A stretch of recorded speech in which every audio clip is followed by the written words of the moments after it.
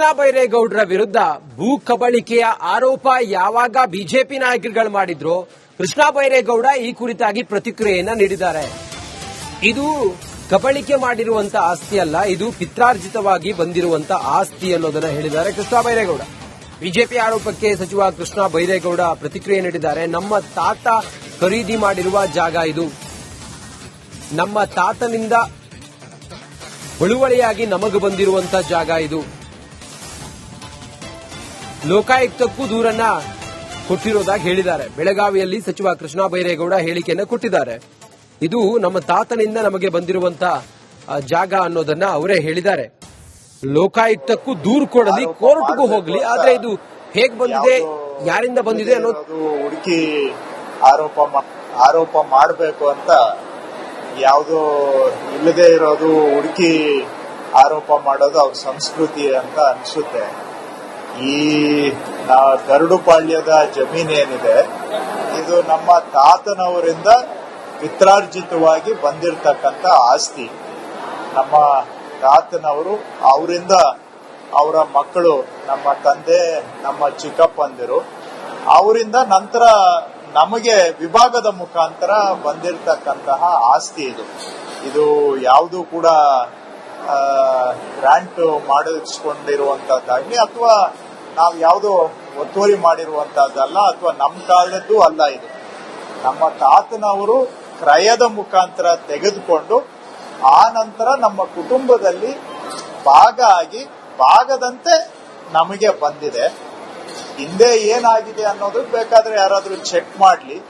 ಇದು ನಮಗೆ ನಮ್ಮ ತಾತ ಅವರು ಖರೀದಿ ಮಾಡಿದ ಜಾಗ ಹೌದಾ ಅಲ್ವಾ, ಅದರ ಮುಖಾಂತರ ವಿಭಾಗ ಆಗಿ ನಮ್ಗೆ ಬಂದಿರೋದು ಹೌದಾ ಅಲ್ವಾ, ಈ ಕಾಲದಲ್ಲಿ ಇದು ಏನಾದ್ರೂ ಆಗಿದೆಯಾ, ಯಾವ ಕಾಲದಲ್ಲಿ ಇದು ನಮ್ಮ ಕುಟುಂಬಕ್ಕೆ ಬಂದಿದ್ದು ಅನ್ನೋದನ್ನ ಬೇಕಾದ್ರೆ ಯಾರು ಬೇಕಾದ್ರೂ ಚೆಕ್ ಮಾಡ್ಲಿ. ಅವರಿಗೆ ಸರ್ಕಾರ, ನಾನು ಮಂತ್ರಿ ಆಗಿದ್ದೀನಿ. ಇನ್ನು ಈ ಕುರಿತಾಗಿ ಬಸವರಾಜ್ ಹೆಚ್ಚಿನ ಮಾಹಿತಿಯನ್ನು ಕೊಡ್ತಾರೆ. ಬಸವರಾಜು, ಈಗ ಕೃಷ್ಣ ಬೈರೇಗೌಡರ ಈ ದಾಖಲೆಗಳನ್ನೆಲ್ಲ ತೋರಿಸಿ ಹೇಳ್ದಂಗೆ ಅವರ ಆಸ್ತಿ ಅಲ್ಲ, ಅದು ಕಬಳಿಕೆ ಮಾಡಿರುವಂತ ಆಸ್ತಿ ಅಂತೇಳಿ ಎಲ್ಲ ಏನು ಹೇಳ್ತಾ ಇದ್ದಾರಲ್ಲ, ಅದಕ್ಕೆ ಪೂರಕವಾದಂತ ದಾಖಲೆಗಳು ಏನಿದಾವೆ? ಹಾಗೆ ಕೃಷ್ಣ ಬೈರೇಗೌಡರು ನಮ್ದೇ ಆಸ್ತಿ ಅಂತ ಹೇಳೋದಕ್ಕೆ ಅವ್ರ ಹತ್ರ ದಾಖಲೆಗಳೇನಿದಾವೆ? ಸದ್ಯ ಈ ವಿಚಾರದ ಬಗ್ಗೆ ಹೆಚ್ಚಿನ ವಿವರ ಏನಿದೆ ಇಲ್ಲಿವರೆಗೂ?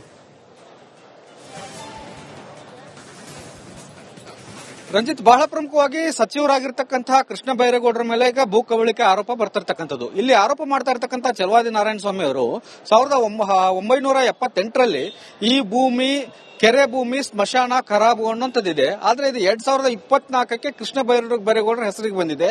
ಅಲ್ಲಿ ಇದು ದಾಖಲೆಗಳ ತಿದ್ದುಪಡಿ ಆಗಿದೆ. ಹೀಗಾಗಿ ಇದು ಸಚಿವರ ಕೈವಾಡ ಮತ್ತು ಸಚಿವರ ಒಂದು ಕಬಳಿಕೆ ಆರೋಪ ಅನ್ನುವಂಥದ್ದು ಒಂದು ಗಂಭೀರವಾದಂತಹ ಆರೋಪವನ್ನು ಮಾಡ್ತಾ ಇದ್ದಾರೆ. ಯಾಕಂದ್ರೆ 1978ರಲ್ಲಿ ಕೆರೆ ಭೂಮಿ ಖರಾಬು ಭೂಮಿ ಅಂತ ಇದ್ದಂಥದ್ದು ಈಗ ಯಾಕೆ ಬದಲಾವಣೆ ಆಯ್ತು, ಹೇಗೆ ಬದಲಾವಣೆ ಆಯ್ತು, ಇದನ್ನ ಸ್ಪಷ್ಟವಾದ ದಾಖಲೆಗಳ ಮೂಲಕ ಈಗ ಅವರು ತೆರೆದಿಡುವಂತ ಕೆಲಸವನ್ನು ಮಾಡಿತ್ತು. ಪಹಣಿ ಸೇರಿದಂತೆ ಸಾಕಷ್ಟು ದಾಖಲೆಗಳು ಕೂಡ ಮತ್ತು ಅವರ ತಂದೆ ಆದಂತ ಬೈರೇಗೌಡ, ಸಿ ಬೈರೇಗೌಡ ಅವರ ಹೆಸರಿಂದನೂ ಕೂಡ ಇದು ಬಂದಿರತಕ್ಕಂಥದ್ದು ಮತ್ತು ಇವರ ಸಹೋದರ ಸಹೋದರಿ ಹೆಸರು ಕೂಡ ಆ ಪಹಣಿಯಲ್ಲಿ ಇರತಕ್ಕಂಥದ್ದು.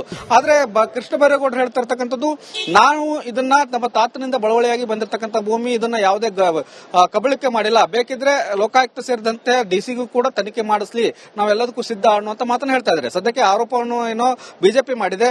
ಅವರು ಉತ್ತರವನ್ನ ಕೃಷ್ಣ ಬೈರೇಗೌಡರು ಕೊಡ್ಲಿ, ನಾವು ಅದರ ಮೇಲೆ ನಾವು ಮತ್ತೆ ಉತ್ತರವನ್ನ ಮತ್ತು ಪ್ರಶ್ನೆಯನ್ನ ಕೇಳ್ತೇವೆ ಅನ್ನೋ ಮಾತನ್ನ ಹೇಳಿದ್ರು. ಮತ್ತು ಮುಂದಿನ ದಾಖಲಾತಿಗಳನ್ನ ಇಟ್ಟುಕೊಂಡು ಯಾವ ರೀತಿಯಾದಂತಹ ಹೋರಾಟ ಮಾಡಬೇಕು, ಲೋಕಾಯುಕ್ತ ಸೇರಿದಂತೆ ಇನ್ನುಳಿದಂತ ಸಂಸ್ಥೆಗಳ ಜೊತೆಗೆ ಒಂದಷ್ಟು ದೂರುಗಳನ್ನು ನೀಡುವ ಮೂಲಕ ನಾವು ಹೋರಾಟ ಮಾಡುವ ಬಗ್ಗೆ ಮಾತುಗಳನ್ನ ಹೇಳ್ತಾ ಇದ್ದಾರೆ. ಹೀಗಾಗಿ ಆರೋಪ ಮಾಡಿದ್ದಾರೆ, ಪ್ರತ್ಯಾರೋಪ ಬೈರೇಗೌಡರು ಸಬ್ ಒಂದಷ್ಟು ಪರಿಶೀಲನೆ ನಡೀತಾ ಇರ್ತಕ್ಕಂಥದ್ದು. ಇದು ಏನಾದರೂ ಖಂಡಿತವಾಗಿಯೂ ಕಬಳಿಕೆ ಮಾಡಿದ್ದೆ ಅನ್ನುವಂಥದ್ದು ಮತ್ತು ಕಬಳಿಕೆಗೆ ಕೃಷ್ಣ ಬೈರೇಗೌಡರ ಕುಮ್ಮಕ್ಕಿದೆ ಅನ್ನುವಂಥದ್ದಾದ್ರೆ ಇದು ಖಂಡಿತವಾಗಿಯೂ ಕೃಷ್ಣ ಬೈರೇಗೌಡರ ಸ್ಥಾನಕ್ಕೆ ಕೂತು ಬರುವಂತ ಕೆಲಸಗಳಾಗ್ತವೆ. ಆದ್ರಿಂದ ಬಿಜೆಪಿ ಆರೋಪ ಮಾಡಬೇಕಾದಾಗ ಇದನ್ನೆಲ್ಲವನ್ನೂ ಕೂಡ ದಾಖಲೆಗಳನ್ನ ಪರಿಶೀಲಿಸಿ ಈಗ ಆರೋಪ ಮಾಡಿದೆ. ಆದ್ರಿಂದ ಈಗ ಅದನ್ನ ಪಬ್ಲಿಕ್ ಡೊಮೈನ್ಗೆ ಬಂದಿರೋದ್ರಿಂದ ಸಾರ್ವಜನಿಕವಾಗಿ ಒಂದಷ್ಟು ಚರ್ಚೆ ಎಲ್ಲ ಆಗಿ ಇದೇನಾದ್ರು ಆರೋಪ ಸಾಬೀತು ಆಗುತ್ತೆ ಅನ್ನುವಂಥದ್ದಾದ್ರೆ ಖಂಡಿತವಾಗಿಯೂ ಕೃಷ್ಣ ಬೈರೇಗೌಡರು ಸ್ಥಾನವನ್ನು ತ್ಯಜಿಸಬೇಕಾಗುತ್ತೆ.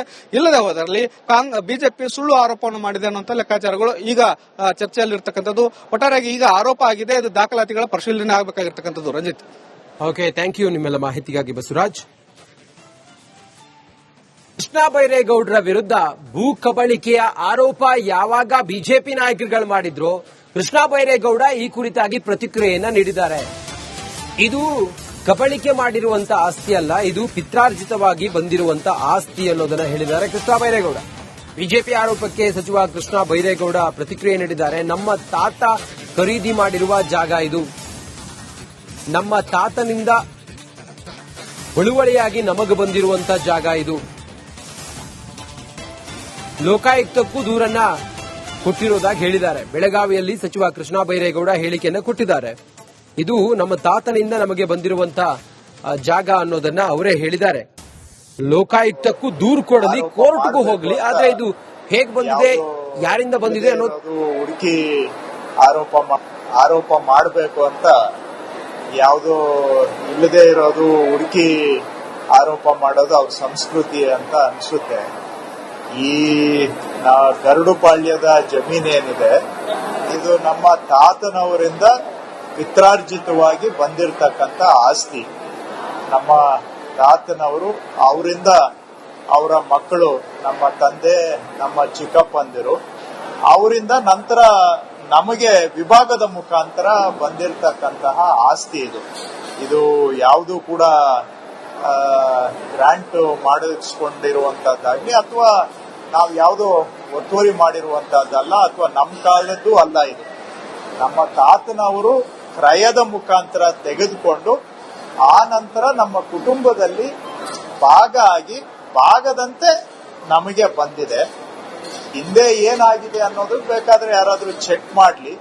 ಇದು ನಮಗೆ ನಮ್ಮ ತಾತ ಅವರು ಖರೀದಿ ಮಾಡಿದ ಜಾಗ ಹೌದಾ ಅಲ್ವಾ, ಅದರ ಮುಖಾಂತರ ವಿಭಾಗ ಆಗಿ ನಮ್ಗೆ ಬಂದಿರೋದು ಹೌದಾ ಅಲ್ವಾ, ಈ ಕಾಲದಲ್ಲಿ ಇದು ಏನಾದ್ರೂ ಆಗಿದೆಯಾ, ಯಾವ ಕಾಲದಲ್ಲಿ ಇದು ನಮ್ಮ ಕುಟುಂಬಕ್ಕೆ ಬಂದಿದ್ದು ಅನ್ನೋದನ್ನ ಬೇಕಾದ್ರೆ ಯಾರು ಬೇಕಾದ್ರೂ ಚೆಕ್ ಮಾಡ್ಲಿ. ಅವರಿಗೆ ಸರ್ಕಾರ ನಾನು ಮಂತ್ರಿ ಆಗಿದ್ದೀನಿ. ಇನ್ನು ಈ ಕುರಿತಾಗಿ ಬಸವರಾಜ್ ಹೆಚ್ಚಿನ ಮಾಹಿತಿಯನ್ನು ಕೊಡ್ತಾರೆ. ಬಸವರಾಜು, ಈಗ ಕೃಷ್ಣ ಬೈರೇಗೌಡರ ಈ ದಾಖಲೆಗಳನ್ನೆಲ್ಲ ತೋರಿಸಿ ಹೇಳ್ದಂಗೆ ಅವರ ಆಸ್ತಿ ಅಲ್ಲ ಅದು ಕಬಳಿಕೆ ಮಾಡಿರುವಂತ ಆಸ್ತಿ ಅಂತೇಳಿ ಎಲ್ಲ ಏನ್ ಹೇಳ್ತಾ ಇದ್ದಾರಲ್ಲ, ಅದಕ್ಕೆ ಪೂರಕವಾದಂತ ದಾಖಲೆಗಳು ಏನಿದಾವೆ? ಹಾಗೆ ಕೃಷ್ಣ ಬೈರೇಗೌಡರು ನಮ್ದೇ ಆಸ್ತಿ ಅಂತ ಹೇಳೋದಕ್ಕೆ ಅವ್ರ ಹತ್ರ ದಾಖಲೆಗಳೇನಿದಾವೆ? ಸದ್ಯ ಈ ವಿಚಾರದ ಬಗ್ಗೆ ಹೆಚ್ಚಿನ ವಿವರ ಏನಿದೆ ಇಲ್ಲಿವರೆಗೂ? ರಂಜಿತ್, ಬಹಳ ಪ್ರಮುಖವಾಗಿ ಸಚಿವರಾಗಿರ್ತಕ್ಕಂತಹ ಕೃಷ್ಣ ಬೈರೇಗೌಡರ ಮೇಲೆ ಈಗ ಭೂ ಕಬಳಿಕೆ ಆರೋಪ ಬರ್ತಿರ್ತಕ್ಕಂಥದ್ದು. ಇಲ್ಲಿ ಆರೋಪ ಮಾಡ್ತಾ ಇರ್ತಕ್ಕಂಥ ಚಲವಾದಿ ನಾರಾಯಣ ಸ್ವಾಮಿ ಅವರು 1978ರಲ್ಲಿ ಈ ಭೂಮಿ ಕೆರೆ ಭೂಮಿ ಸ್ಮಶಾನ ಖರಾಬು ಅನ್ನುವಂಥದ್ದಿದೆ. ಆದ್ರೆ ಇದು 2024ಕ್ಕೆ ಕೃಷ್ಣ ಬೈರೇಗೌಡರ ಹೆಸರಿಗೆ ಬಂದಿದೆ. ಅಲ್ಲಿ ಇದು ದಾಖಲೆಗಳ ತಿದ್ದುಪಡಿ ಆಗಿದೆ.